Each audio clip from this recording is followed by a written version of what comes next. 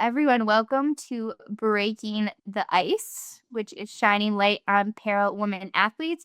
I'm Emily Oberst, a Paralympian and silver medalist in wheelchair basketball, and I'm so excited to welcome you all today. So, first off, I just want to say we're going to have a Q&A at the end, so feel free to send questions in the chat as we go, and then we'll address them and ask our panelists. So I want to start by introducing Flame Bearers. Well, you guys probably already know most about the company, but it's a women's sports storytelling studio dedicated to telling the stories of elite women athletes. So the stories that deserve the spotlight, the depth, and the stage. And their newest series, Making It to Milan, just kicked off the Winter Paralympic coverage yesterday with an incredible interview from Team USA para snowboarder Brenna Huckabee. So the episode is co-hosted with three-time Paralympic biathlete and Nordic skier Danny Arovich. So those are two powerhouse athletes leading very important conversations. So you should tune in. Highly recommend it. So today I want to set the stage for why this conversation matters. So Olympic gender parity is at an all-time high, which is something that is worth celebrating. But on the other hand, the reality is that media coverage of Paralympic women is still lacking. The visibility, the storytelling, the sustained attention, it's not where it needs to be. And when coverage is lacking, so do opportunities for Paralympic athletes. So that's why today's conversation is so important. And I'm honored to introduce Nathaly Guzman, a program specialist at UNFPA whose work focuses on the intersection of disability and gender. Her expertise sits right at the heart of this issue where equity, visibility, and advocacy meet. So welcome, Nathaly. Can you tell us a little bit about yourself and your work? Yeah, thank you so much, Emily. Am I audible? Yes. Yes. Yeah, okay, great. So yeah, hello everyone. And yeah, thank you, Emily, again for your introduction. And thank you to Flame Bearers for creating this space. And of course, also for inviting us to be part of it. So at the United Nations Population Fund, our mandate is grounded in a simple but transformative vision. We want to have a world where every pregnancy is wanted, every childbirth is safe, and every person's potential is fulfilled. And central to that vision is bodily autonomy. And bodily autonomy includes the right to move, to compete, to be visible, and to thrive. So our mandate is rooted in the vision set forward at the 1994 International Conference on Population and Development. That was a landmark moment that placed human rights and gender equality and bodily autonomy at the center of development. This conference resulted in a program of action that affirmed that sexual and reproductive health and rights apply to absolutely everyone, including persons with disabilities. And this commitment has been reinforced by the Convention on the Rights of Persons with Disabilities that came later on in 2006. And I want to ask this question today and provide some insights on how we could answer. So why does this really matter for women in winter para sports? You might be wondering. So we could say that because sport is not really separate from rights, sport is a powerful driver of health and well-being. For women and girls with disabilities, participation can strengthen physical and mental health, can build leadership skills, and foster belonging. So it really challenges the stigma, and also it reshapes perceptions of disability and gender. Yet we are confronting that this event, what this event calls a visibility void. So when media coverage of women's parasports flickers rather than roars, it mirrors a broader global reality. Women and girls with disabilities are too often excluded from policy discussions. They are also excluded from health systems. They are excluded from education, from employment, and from leadership. And visibility gaps in sport reflect simply visibility gaps in society. So we think and we believe that really visibility matters. When athletes are not seen, they are less likely to be funded. And when funding is limited, access to high performance training, adaptive technology, and safe sporting environments narrows too. So the cycle reinforces inequality. So at UNFPA, disability inclusion is embedded in our strategic plan and daily work. And I would like to share a little bit more of what we do in terms of really including persons with disabilities in everything that we do. Across more than 150 countries, we are working to partner with organizations of persons with disabilities to expand access to sexual and reproductive health services and prevent gender-based violence. We are also part of what we call the United Nations Disability Inclusion Strategy, which is transforming how the UN operates. So this strategy requires us all to strengthen accessibility across programs and operations. So we are talking that we need to strengthen accessibility from infrastructure and communications to leadership and accountability. So inclusion must be systematic and it must be measurable too. This same approach should guide global parasporting events like the Paralympics. Accessibility must be designed from the outset, not only ramps and transport, but we mean accessible information, we mean inclusive broadcasting, safeguarding systems, and representation in governance. A human rights lens asks, are women with disabilities shaping decisions here? Are venues and communications accessible? Are we addressing risks of violence and discrimination? We have seen how sport can drive broader empowerment. Through our We Decide program, which is a global program funded by the government of Spain, UNFPA works in countries like Morocco, Bolivia, Mali, and Tunisia to ensure that young persons with disabilities can access sexual and reproductive health and protection services. In Morocco, sports activities have become powerful platforms to empower youth with disabilities, particularly young women who have built their confidence and who have created safe spaces to discuss health and rights.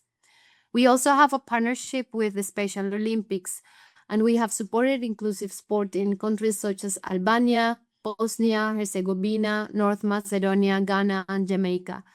We have seen how sport reduces stigma and strengthens communities.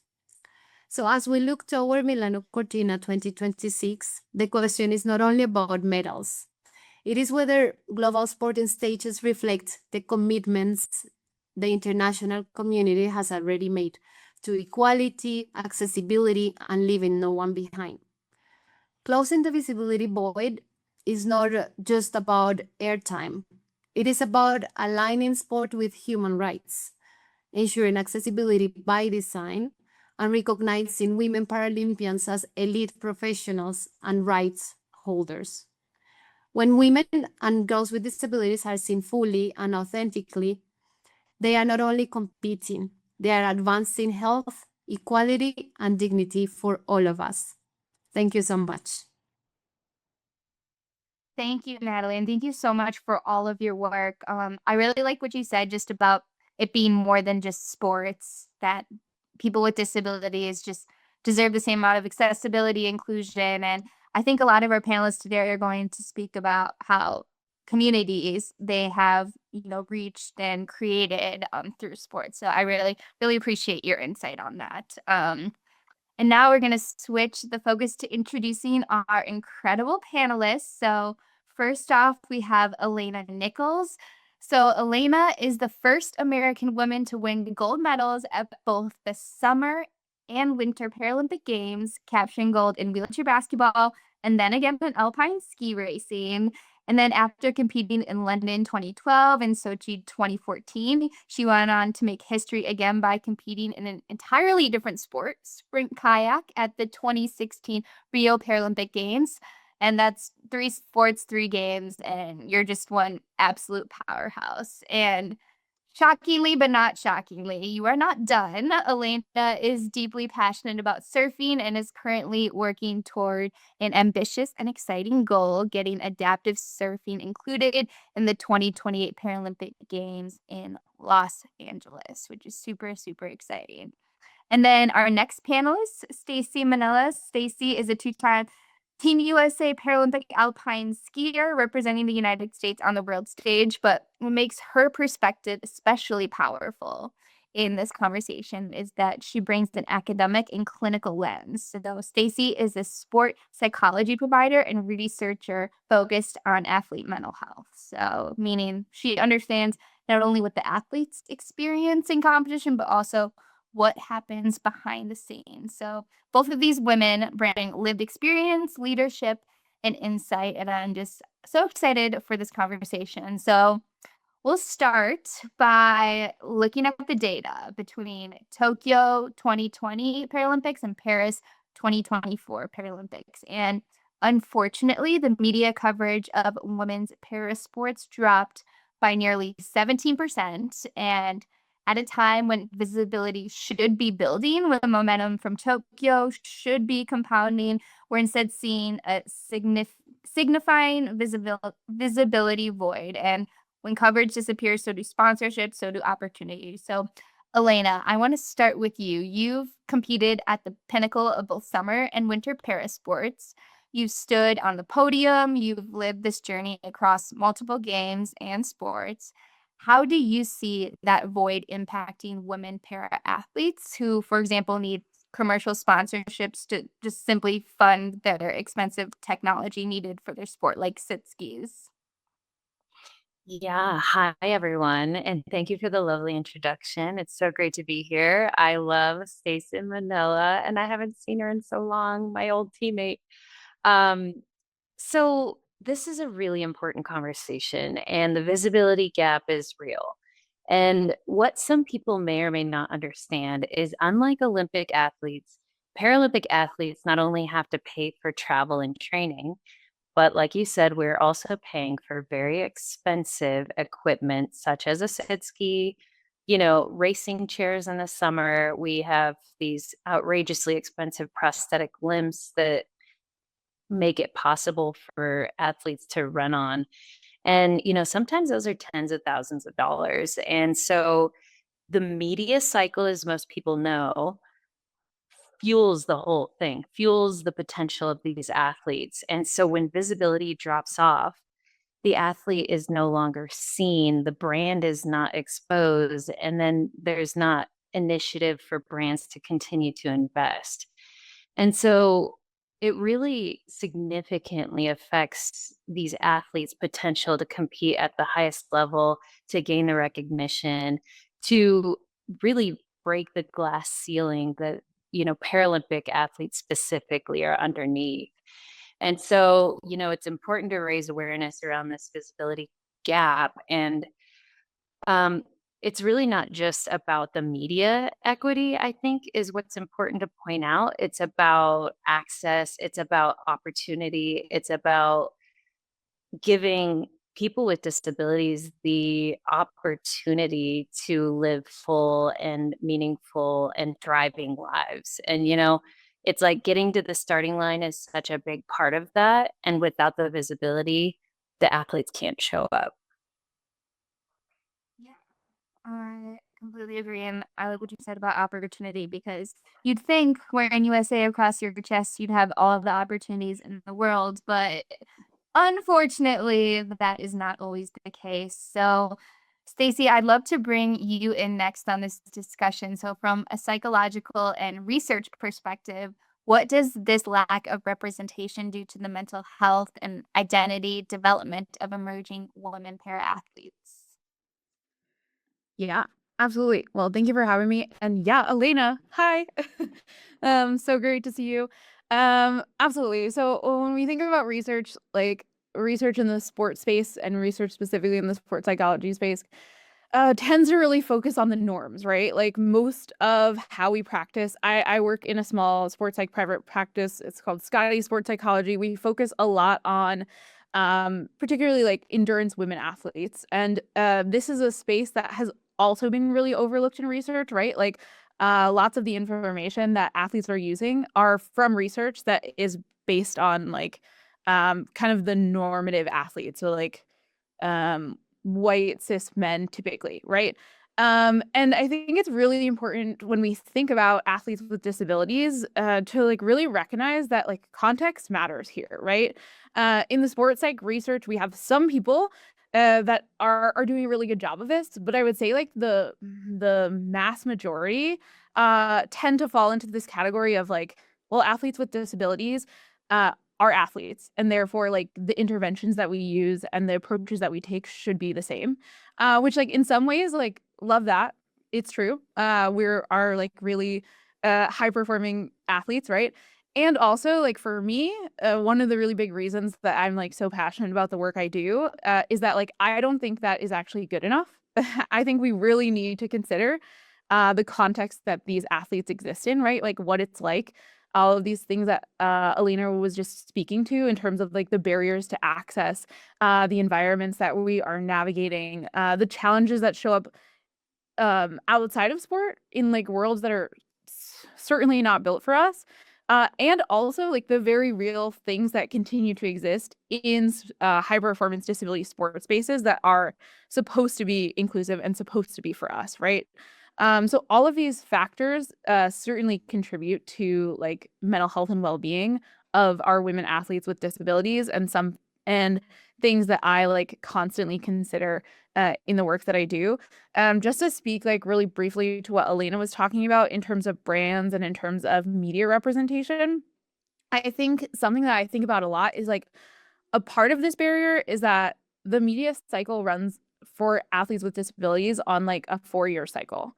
And the reality is like if you have been an athlete before, you know that like it's not just something you turn on once every 4 years.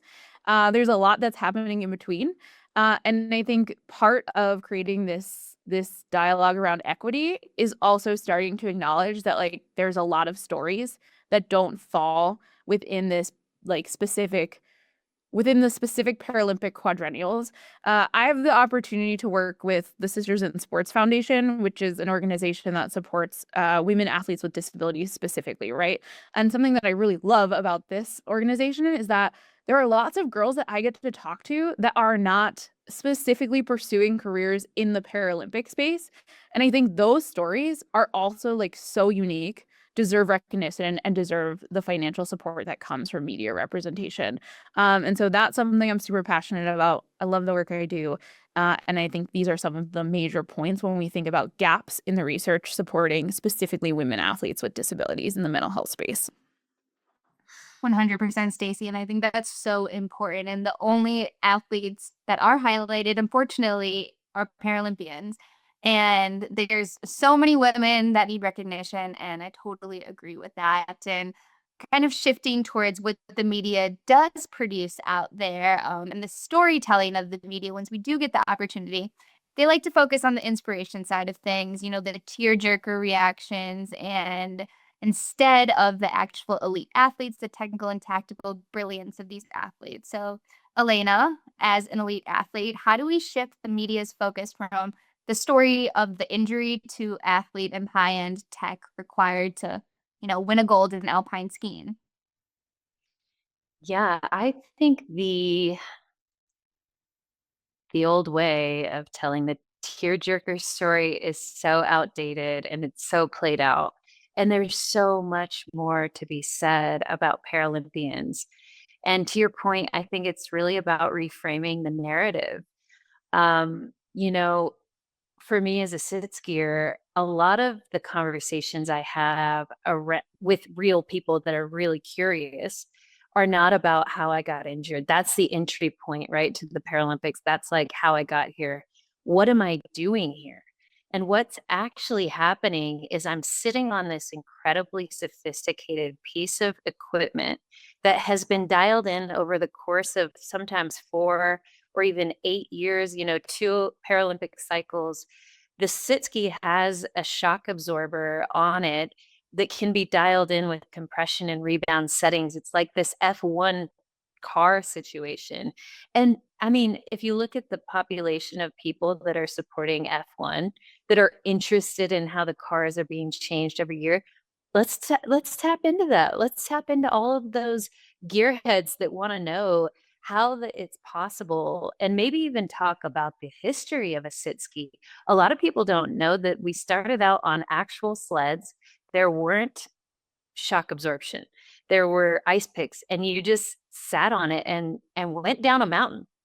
That was back in 1940, and here we are now in this very sophisticated piece of equipment. And I think that there's so much to be said about that. And then combined it with the world-class skill it takes to get to the Paralympics on this piece of equipment. You can talk about the crashes, you can talk about the risk that's involved in each category based on your disability. Anyways, I'm on a little bit of a soapbox, but you get the point, right? We can talk about, there's so much more to be said. And I just really feel like even on the Olympic level, we stopped talking about, where Alyssa Liu's maybe, we talked about her childhood some, but weren't we talking so much more about who she is now and what she's about now, and the one-liners that she was dropping that were so powerful now, and how she's like changing the narrative around Gen Z and athletics, and how you don't have to sacrifice your entire life to enjoy something you love. Everybody else is changing the narrative. So that's what I want to say is like, we can stick with the times. Let's keep growing and evolving. I'm really passionate about that. Do that. Yeah, 100%. And the reels I like to watch on Instagram are not inspirational. It's things that are make me laugh, or just watching workout videos. That's what I want to see. I don't want to cry when I'm looking at my Instagram reels. But Staci, how can we encourage journalists to cover the Paralympics with the same intensity and technical analysis as any other elite sport? Yeah, absolutely. I think I'm really aligned with Alana in saying like these like tearjerker stories are a bit outdated, and I think I would go so far as to say like these stories are also in some ways like pretty harmful for our athletes. It's something I'm really passionate about. My PhD dissertation, which I'm working on right now, wish me luck, is actually looking at like the media representation of athletes with acquired disabilities, and what it's like for these athletes to like tell and retell stories that are like really hard for them, right? A lot of times athletes feel like, especially athletes with disabilities that are not as exposed to media, right?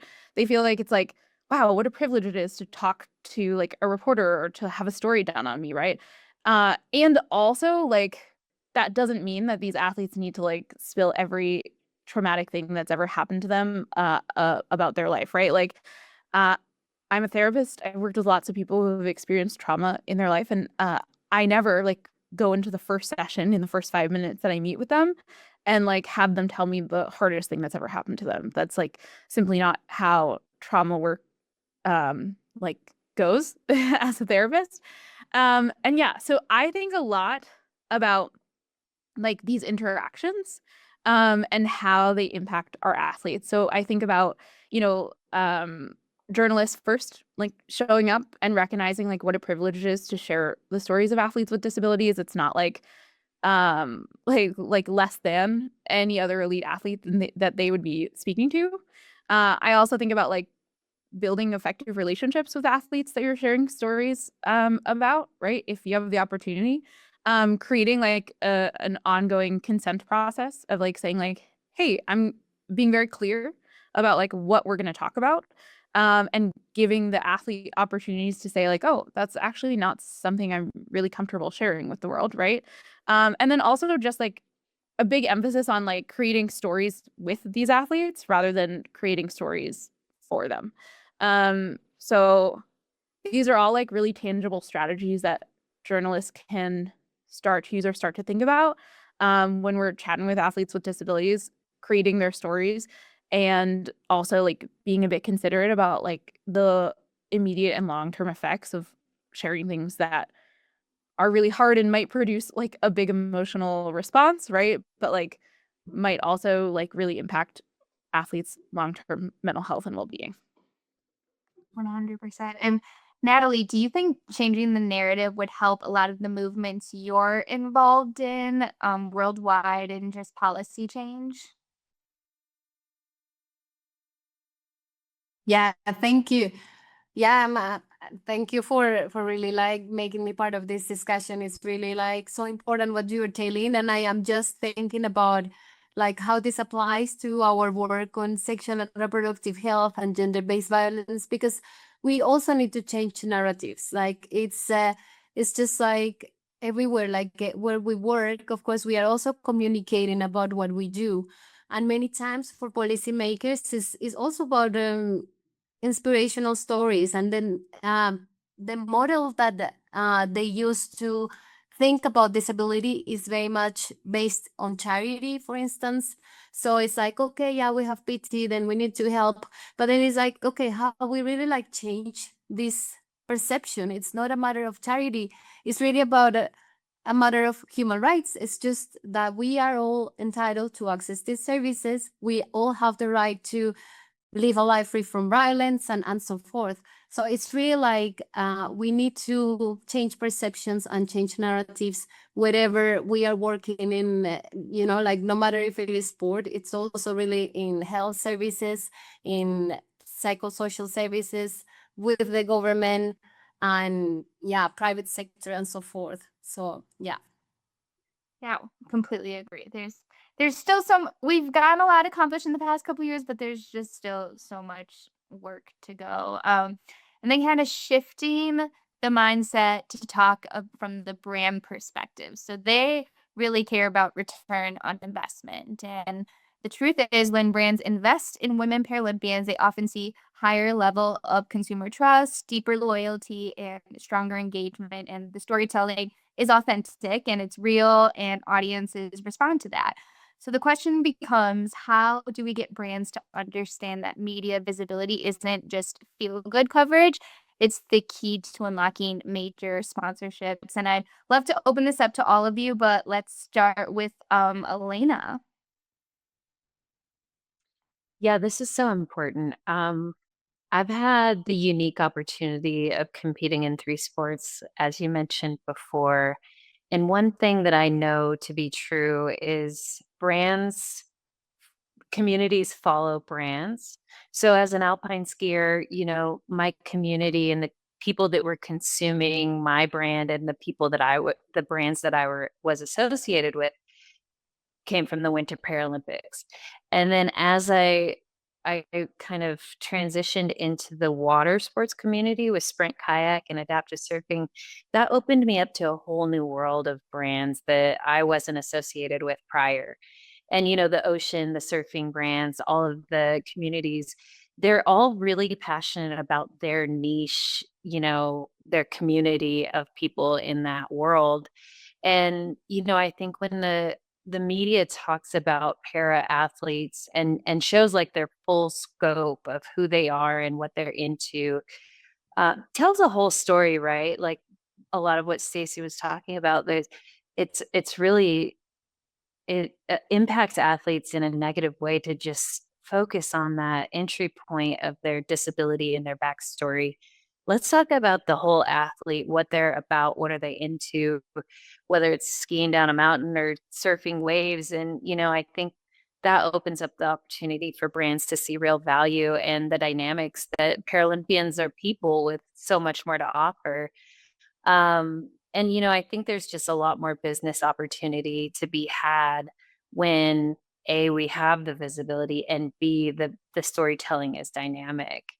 And so yeah, there's so much room for return on investment if we can, I think, be a little more open-minded and curious about people as a whole. And Nathaly just talked about that everybody deserves access to the resources that she's providing. And if we could just change the narrative around people with disabilities, we're just people out here doing what we can with what we have. Let's tell the story in a dynamic way that really expresses the whole person. 100%. Just throw it out there. It's not inspiring that people with disabilities go to the grocery store and do normal life things. It's just life. But Staci, I'd love your take on this as well. Yeah. I also think, yeah, embracing those narratives are just really important. Hold on, I had come back to me. Sorry, I had a oh yes, okay. I don't understand why it's like there's no desire to do this. Like why there's this idea that there's not like the viewership or the interest. Because to me, embracing this population of folks with disabilities is like the best opportunity for brands to display like versatility and innovation. Like if we think back to like Alana talking to us about the evolution of the monoski, right? Like anyone who's been in the disability space, in the disability sports space for long enough knows that like the best adaptive equipment is pretty much held together by duct tape and a few creative folks who like found solutions to problems, right? Like imagine if brands could like capitalize on that and could say like, hey, look how many ways like people can use my products. And also like the 20% of the world has a disability, right? Like so like that's a large population of people that could potentially use these products in like new and different and exciting and innovative ways. And like to me, what an opportunity we're missing out on by not like showcasing that. 100%. And Nathaly, from a gender equity perspective, do you see anything the media is missing right now? Yeah, well, I was just thinking of these numbers that Staci is sharing here, and I think really like we are not talking about a small number of the population, and when we think about women, is 1 in every 5 women are women with disabilities in the world, so it's really a large group, and then this is not a niche issue. It's really like an issue that I think it touches everyone in everyday life. So really, like if we don't think in an intersectional way, I think we are really like missing a large part of the population. So when we are thinking about gender equality and then we just think of women in general, we are really like missing out women who are at the middle of other circumstances. We're talking today about disabilities, so we're missing really like this big group of women with disabilities who face different barriers, have different challenges, but also have so much to offer, right? So it's really like a struggle that we also have as UNFPA, like bringing this disability inclusion lens into everything that we do. So we are in the spaces where many feminist leaders gather, and then we discuss access to sexual and reproductive health. We discuss gender-based violence, but then we bring this perspective also into conversation. Why don't we speak also about women with disabilities? What is happening with their access in terms of sexual and reproductive health? There's also a lot of stigma and discrimination. There are misbeliefs in terms of, okay, can women with disabilities have children? Can women with disabilities have sex? So there's really like a whole fields of questions and conversations we could have, and really like something we are trying to do much more in this fora where policies are discussed, and like where we gather with different governments and organizations to really make sure how we are doing in terms of gender equality, but also like what is missing and what we can do better. Yeah, that makes so much sense. And I like to bring back to what Staci said earlier is the people with disabilities, the women people with disabilities side of things.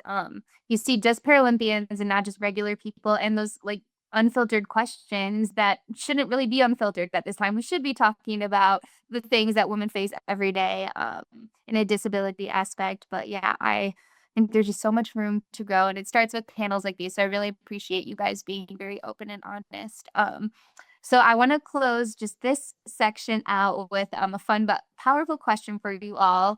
If you could write the ideal headline about your own career, the one you wish the media would run, what would it say? And we'll start with our 5-time Paralympian gold medalist, Alana. one headline. The restrictions. Okay, so is it cheesy to talk about me in like the third person? Is that like her? Okay. I'm No, gonna go for say, okay, the headline is one opportunity changed her life. The opportunity to compete and play. Mic drop. I That's love all. it. Love it. Little mystery behind there. And that's the being curious part that we've been chatting about is it, forces people to really go and learn about your story and the actual athlete part. All right, Stacy, let's hear yours. Oh. I feel like my story is so boring and I'm feeling very removed from like my athletic career at this point. Like it's true. Being in sport was super, super important to me and shaped lots of ways that I perceive myself, and how I show up in the world. And also, like, I don't know that that story is like super, super unique. Mhm. But I think a lot about like the story of me right now in this chapter of my life is like more around like, I don't know, something along the lines of like Paralympic athlete, like, sorry, this is not going to be that pretty for the headline, but like Paralympic athlete perceives, like, believes other athletes with disabilities deserve care from someone that like looks like them or has experienced things like them. Because that's what is kind of driving my work these days. There's a lot of athletes with disabilities, and in my experience, very, very few mental health providers or sports psych providers that come with the lived experience and training. So I'm excited about that. Yeah, absolutely. Hey, For the record, Stacy, visually impaired ski racing gets more questions, in my opinion, in my experience, than any other aspect of Paralympic alpine skiing, at least. People are like, wait, time out. A visually impaired skier. You said your story was boring. No, no, ma'am. No, ma'am. It is so enthralling, right? The quote is like, you can't read the label if you're inside the bottle. Like, I think you forget that what you did as an athlete was exceptional. And I'm not saying like because you were visually impaired, but because you trained full time as a Paralympic athlete. I'm just saying. Sorry, had to throw that in there. that That's is a true. good teammate. She's giving I you your appreciate it, flowers Alana. you deserve. I love it. I'm feeling pretty removed from that part of my life. I feel that. I feel that. Hey, I love the path you're taking, though. You are making a huge difference and being an advocate, and that's what we need. So, Stacy, you're awesome. Appreciate it. Nathaly, any headlines you want to see more in the media? I know we chatted about it a little, but you're global, so I'd love your perspective. Yeah, I don't know. I'm thinking I'm not really good at this headline making, but one thing I want to say, and I love this last question that you are asking, because you are actually like putting in practice what Stacy talked about of creating all these information, communications, news with persons with disabilities. This is what we need to do. We need to create a story together with persons with disabilities. So really, like, I loved your last question because it's really like walking the talk. So yeah, let's do this more. Yeah, absolutely. Yeah, we're just throwing out some ideas for any journalists on the call who want to pick up a casual story about Stacy or Elena. But so I just want to remind everyone on the call is you guys can put questions in the chat and we'll go ahead and start answering them. If anyone has anything, feel free to put it there. But don't think we have any at the moment. So I just have some off the top of my head to really kind of focus on the Winter Paralympics coming up. Elena, what are you most looking forward to watching? You're going to Italy, right? Or you're there at the moment? Yes, no, yes. I am going to Italy. I'll leave on the 10th. I am also involved with the nonprofit Staci mentioned before, Sisters in Sports, one of the only nonprofits that focuses on solely supporting women with disabilities and their athletic journey, whether that be Paralympic, or not. So I'm headed over with one of our former teammates, Danielle Umstead, and we are going solely with the mission to support the girls that are competing. So we'll be watching the women's Alpine tech races.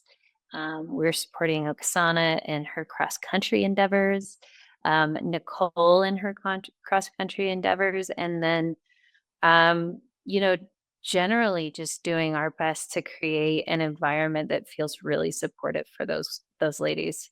It's a big deal, it's the big show. It's something that so many of these girls have dreamed about, and now they're there, and we know what it's like, and we know that support goes a long way. So I'm excited to go. Absolutely. And Stacy or Natalie, you looking forward to any specific athletes or sports? Yeah, I mean, I love watching the alpine skiing. Takes me back.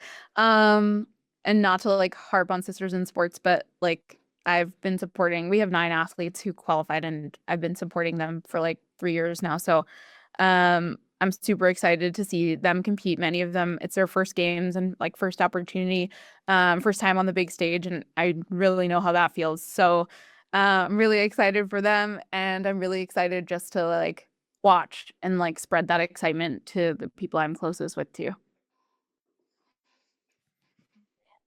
Natalie, anyone you're looking forward to watching? Yeah, to be honest, I'm not following so closely, but yeah, I think I'll be really like following Alana Stacy's yeah, like activities and yeah, really, yeah, I need to be maybe paying more attention to what's going on. Well, it doesn't start until tomorrow, so you've got time. Opening ceremonies are tomorrow night, I believe, on Peacock and NBC streaming. So tune in, and then all the games begin after that. But we have one question from the chat. So you all have talked about how brands can do better to show para sport in the media. Is there anything, if any, that you all feel that para athletes could do better to help close the gap? I'll start with Alana, per usual. Yeah. What a great question, because you're right. Like, so much of, branding and finding that, that Lindsey Vonn or the Michaela Schifrin or Elise Liu, it really requires so much behind the scenes. And I know as an athlete in 5 games myself, it was like not until my second gold medal did I finally feel like I had the leverage, right? So I didn't feel like that was necessarily fair, but here I was. And, I think getting the right team of people behind you as a Paralympian and a para athlete, you need a publicist that's willing to go to bat for you. You need a manager that knows what you're worth and how to negotiate contracts in your favor. You need, to build that social media, which sometimes takes a team in and of itself. So, there's like para athletes have so much on their plate if they are actually going to rise to the level of, our Olympic counterparts and people that are really making a splash in the media space. One thing I know that was really important for me as a para athlete to develop was like that 30-second elevator pitch that's like really polished. If I came across the marketing director at Coca-Cola in an elevator, what am I going to say? How am I going to make an impression? How do you shake hands and make an impression on one person in a short amount of time? How do you show up? What's your reputation at networking events? Are you sort of hungry for more, right? And I saw a lot of athletes find their way navigating those spaces, and I've seen a lot of creativity too, like a lot of Paralympians kind of breaking the mold and deciding, I'm going to do it my way. And I love that, so I think there's a lot to be done. I don't have like the exact game plan, but I think I will say, like, if there are any other Paralympians on the call or people curious about it, like, make your needs known, because more often than not, somebody knows somebody that knows somebody that can help you with it. So I always encourage Paralympians in that way to just reach out, you know? 100%. And I think that's the blessing of our community is there's so many great people out there that want to help. It's small but mighty, and it's a blessing to be a part of. And I think also touching on that, you kind of expressed that you need to invest in yourself first and good things will come. And I think that's just a great way to just live life and approach the like business side of things. So I really appreciate that. Staci, do you have any advice? Yeah, I think everything that Alana just said is true. And I also just want to recognize that like the position to get a publicist and an agent and this team behind you is like only an experience of like a very, very small percentage of athletes with disabilities performing at the highest levels. And I think something I think about a lot is like the limited access to information. Like if you look at elite able-bodied athletes, many of them like are media trained or like have representation and don't have to interact directly with the media. And so I think there's a huge gap in the middle of like access to information. Like yes, access to like that elevator pitch, but also just like access of like how to talk with journalists, like how to set boundaries with journalists, right? Like how to work your way around discussing political concerns, which like only comes up, is only asked of athletes with disabilities once every 4 years of the games, right? Like this is like a huge gap in knowledge, I feel like, in the athletes with disabilities space, that like we could do a better job of addressing. And that's something I think a lot about in my work too. And I also agree. I love the athletes. I think social media has changed this game quite a lot. Of like speaking to her earlier in our conversation, like it gives athletes the agency to share their stories. And also I love to see when athletes start to crack the mold, right? Because I think for a while you saw like how agents and how other areas of that team that Alana is talking about like shaped that content. Like I see that, for example, like when folks are always sharing videos and like at the start of the videos, they're always like, I'm blind and or like I'm a wheelchair user and I love to see people like say like actually I'm not gonna do it that way. Like I'm gonna do it my way and like I'm gonna be authentic and we're gonna see how it goes. So yeah, those are my thoughts. Yeah, well, that brings up an interesting point just in the agency world of people who represent athletes with disabilities. I think 99.9% of the time they're able-bodied people who have never really experienced something, and there's no shade on that, but we really have to educate them of to them to accurately represent you and your story and not just the first thing is inspirational. So there's I'm excited for where it's gonna go, but yeah, we have a lot of work to do in our sports world.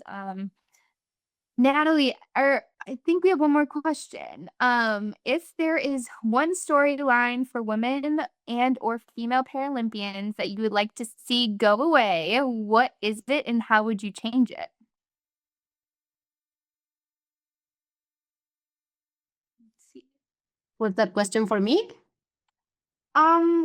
Yes, Nathaly, we'll share Yeah. with you.